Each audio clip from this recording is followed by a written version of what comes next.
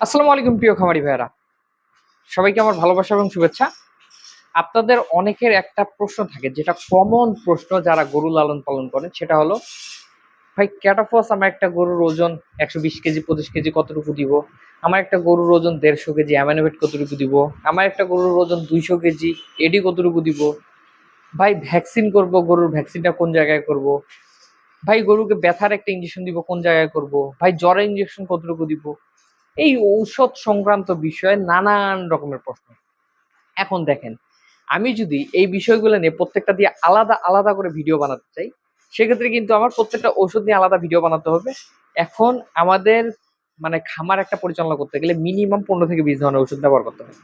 এখন 15 থেকে 20 ধরনের ঔষধ আমি যদি এগুলা নিয়ে আপনাদের যদি বলতে চাই, আসলে সারাদিন বললেও শেষ হবে না। অন্যদিকে আবার যদি আলাদা আলাদা করে আপনাদের বুঝাইতে চাই, যে একটা ঔষধের জন্য এক একটা ভিডিও, অনেক ভিডিও দিতে হবে, সারাদিন শুধু ভিডিও দেখতে হবে। আজকে আমি আপনাদের সহজভাবে বুঝিয়ে দিব কিভাবে কোন ওষুধ কতটুকু দিতে হবে, কোন ওষুধ কোন জায়গায় দিতে হয়, এগুলো কিভাবে বুঝবেন। সাপোজ আমার হাতে আছে একটা ওষুধ, ধরেন এটা কিউমিড দিছি, এটার নাম। এই ইনজেকশনটা আমি যদি ভালোভাবে খুলি, এটা দেখেন সুন্দর করে প্যাকিং করে দেওয়া আছে। এই যে খুললাম, খোলার পর এটার ভিতরে কিন্তু আমি কাগজ পাবো একটা, শিওর পাবো কাগজ। শুধু এইটা না, যত ধরনের ওষুধ আছে প্রত্যেকটার ভিতরে এই কাগজগুলো থাকে। আমি যদি এই কাগজটা যদি পড়ি, এখানে কিন্তু এটা ব্যবহার বিধি লিখা আছে, যে এটা কতটুকু ওজনের জন্য কতটুকু দিতে হবে, এটাতে কি উপাদান আছে এটাও লিখা আছে, এটা কি কাজ করে সেটাও লিখা আছে, এবং এটা কতটুকু ওজনের জন্য কতটুকু দিতে হবে এটা তো লিখা আছেই। এখন আপনাদের মূল প্রশ্ন থাকে, ভাই কতটুকু গরুকে কতটুকু দিব, এটা কিন্তু এখানে লিখা আছে। পাশাপাশি থাকে যে ইনজেকশনটা কোথায় করবো, মাংসপেশিতে নাকি চামড়া নিচে, সেটাও লিখা থাকে। অনেক সময় এইটাও আপনার খুলে দেখতে হয় না, এইখানেই সম্পূর্ণটা লিখা থাকে। যেমনটাই যে এখানে এই ঔষধে লিখা আছে, ম্যাক্সিমাম গরুর যে ওষুধগুলো ওগুলোর ইনজেকশনের ক্ষেত্রে বাহিরেই লিখা থাকে, ভিতরেও কষ্ট করে কাগজটা পড়া লাগে না।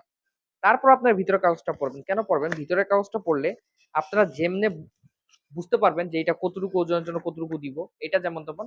সব থেকে যেটা বড় উপকার, এটা কি কাজে লাগতেছে এটা আপনি জানতে পারবেন। আসলে দেখেন, মুখস্থ বিদ্যা খামার কয়দিন করবেন। আপনি আমার কথাতে ধরেন এই ইঞ্জেকশনটা ব্যবহার করতেছেন, অথচ আপনি জানেনই না যে ইঞ্জেকশনটা আসলে কি কাজ করে।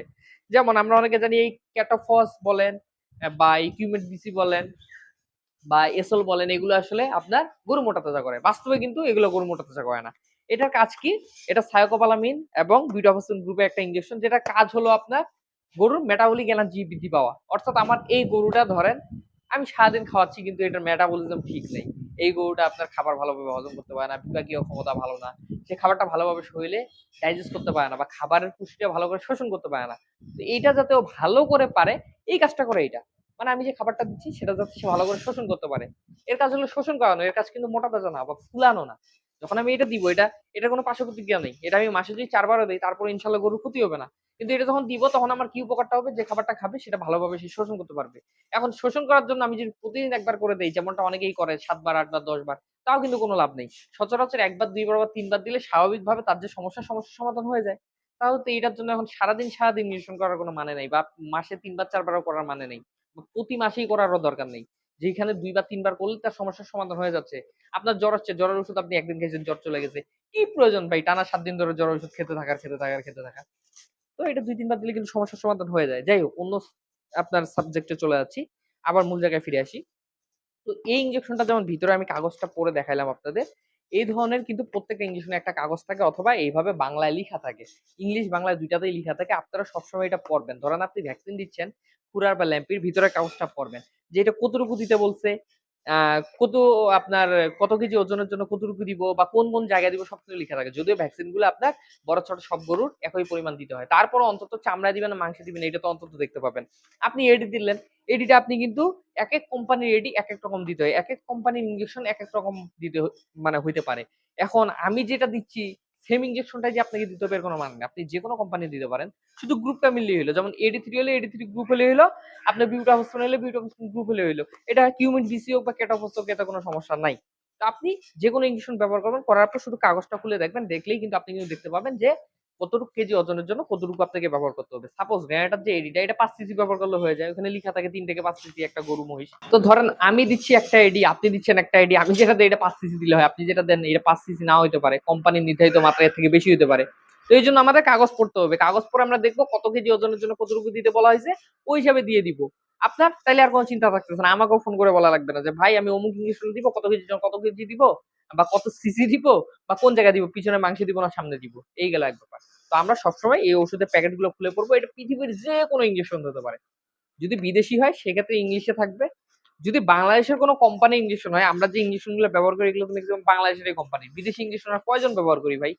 খুব মনে করেন যে সাপোজ যদি আপনার ১ বছর গরু যদি পালন করি, তার মধ্যে খুব বেশি হলে মনে করেন যে ১ দিন নাহলে বিদেশি ইঞ্জেকশন ব্যবহার করার প্রয়োজন হয়। অনেক সময় জটিল অনেক সমস্যা হয়ে যায়, যেগুলো দেশি ইঞ্জেকশন পাওয়া যায় না। কারণ বিদেশি কিছু ইঞ্জেকশন ব্যবহার করতে হয়, কোরিয়ান ইঞ্জেকশন।